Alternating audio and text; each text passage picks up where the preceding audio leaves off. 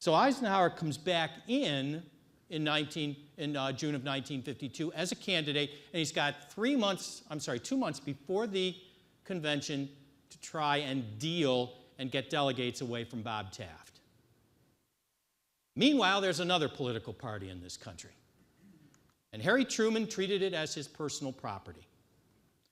Harry Truman had decided as early as 1949 not to run. Harry Truman is wonderful in that he wrote letters to himself. These are extraordinary letters, and there are also letters that Harry Truman wrote. Bob Farrell's book, Dear Bess, collects some of them, where he would, because Bess went to bed very early and Harry Truman would stay up very late, he would write a letter to put on her pillow so that she would see it in the morning. And it was almost like a diary entry. Harry Truman said he didn't want to run again in 1952. It only solidified with all the problems that he had.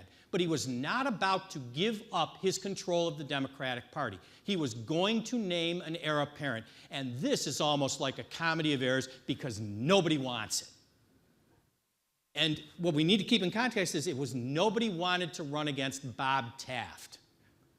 Not Eisenhower, but Bob Taft. They figured that they'd end up losing.